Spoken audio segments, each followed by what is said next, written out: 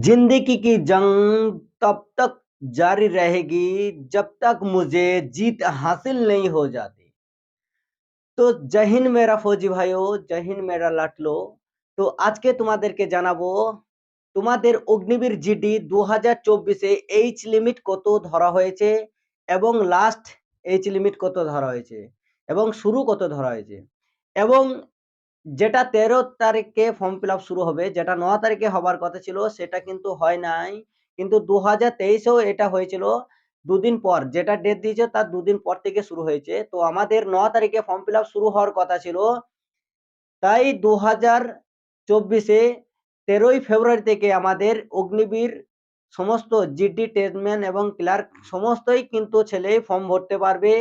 এবং 2023-এ তোমরা যে সমস্ত ছেলেগুলো ভুল করেছো, কেউ মাঠে বাদ গিয়েছো, কেউ এক্সামে বাদ গিয়েছো, কেউ মেডিকেলে বাদ গিয়েছো, এই খাপ কিন্তু ওই ভুলগুলা কিন্তু করলে হবে না। 2024-এই কিন্তু আমাদেরকে ফৌজি হতেই হবে। এইভাবে কিন্তু তোমাদেরকে প্র্যাকটিস করতে হবে, কারণ এখন যে হারে কম্পিটিশন বাড়ছে তাহলে তোমাকেও সেই ভাবেই কিন্তু এগিয়ে যেতে হবে। ফিল আপ কিন্তু শুরু হচ্ছে 13ই ফেব্রুয়ারি 2024-এ। আর তোমাদের এইজ লিমিট কত হতে হবে? দেখো, 2023-এ কিন্তু তোমাদের ফার্স্টে ফর্ম ফিল আপ হয়েছে, তখন কিন্তু তারপরে এক্সাম হয়েছে, এক্সাম পর কিন্তু মাঠ হয়েছে, মাঠ পর কিন্তু মেডিকেল হয়েছে, তারপর কিন্তু ফাইনাল মেরিট লিস্ট। সেই মেরিট লিস্ট কিন্তু 2023-এর ক্যান্ডিডেটদের কিন্তু এখনো মেরিট লিস্ট বের হয়নি। তার জন্য কিন্তু ফর্ম ফিল আপটা আরো পেছিয়ে দিল। ফাইনাল মেরিট লিস্ট বের হয়নি, তোমাদের কিন্তু খুব তাড়াতাড়ি বের হতে চলেছে। কারণ আমি বহরমপুর এয়ারো এবং কলকাতা এয়ারো এবং শিলিগুড়ি এয়ারো সবই এয়ারোতে কিন্তু আমি ফোন লাগিয়েছিলাম। তো তোমাদেরকে একটাই কথা বলেছে, 15 তারিখের মধ্যেই কিন্তু তোমাদের 15ই ফেব্রুয়ারির মধ্যেই কিন্তু তোমাদের ফল প্রকাশিত করা হবে, মানে ফাইনাল মেরিট লিস্ট দেওয়া হবে। তো তোমাদের ইমেল বক্সে চেক করে নেবে। আর তোমাদেরকে যে সমস্ত ক্যান্ডিডেট, কেউ হাইটে বাদ গিয়েছো, কেউ এক্সামে বাদ গিয়েছো, কেউ রানিং এ বাদ গিয়েছো, কেউ এক্সামে বাদ গিয়েছো, তো সমস্ত ক্যান্ডিডেটকে বলবো আবার নতুন করে তৈরি होते लगो, कारण 2024 बढ़िया मौका है। तो तुमको यही नौकरी करने के लिए तुमको अच्छा दिल से मोहब्बत करनी पड़ेगा, किताबों से रनिंग भी अच्छी करना पड़ेगा, सुबह शाम रनिंग करना पड़ेगा, तब जाके इंडियन आर्मी की वर्दी मिलेगा भाई। इस बार तुमको ऐसा ताकत लगाना है, सुबह शाम रनिंग करना पड़ेगा और किताबों से मोहब्बत करना पड़ेगा, तब तक इंडियन आर्मी का जुनून जो वर्दी है वो मिल जाएगा भाई। तो তোমাদেরকে আমি বলবো, ফার্স্টেই তোমাদেরকে বলি, রান প্র্যাকটিস প্লাস তোমাদের পড়াশোনা তৈরি করতে লাগো, কারণ এই বছর কিন্তু ভালোই ধরনের একটা ভ্যাকেন্সি আসতে চলেছে। কারণ যেটা বছরে দুবার হওয়ার কথা ছিল, কিন্তু বছরে দুবার কি একবারও ঠিক মতো প্রসেস কমপ্লিট হচ্ছে না। কারণ 2023-এ এখনো 2024 ফেব্রুয়ারি মাস চলছে, এখনো কিন্তু জয়েন করায় নাই, ঠিক আছে? তাই তোমাদেরকে বলবো 2024-এ এই যে প্রসেস, এই বছর ভোট আছে, ওই জন্য কিন্তু তোমাদের খুব তাড়াতাড়ি নিয়োগ হতে চলেছে। তাই তোমাদেরকে 2024-এ ভালোভাবে প্র্যাকটিস করতে হবে। তো তোমাদের এইজ লিমিট কত থেকে ধরা হবে এটা তোমাদেরকে ভালোভাবে দেখে নিতে হবে। দেখে নাও, তোমাদের যদি এইজ লিমিট 1 অক্টোবর 2003 সাল থেকে তোমাদের যদি এইজ লিমিট হয়, তাহলে তুমি কিন্তু ফর্ম ভরতে পারবে।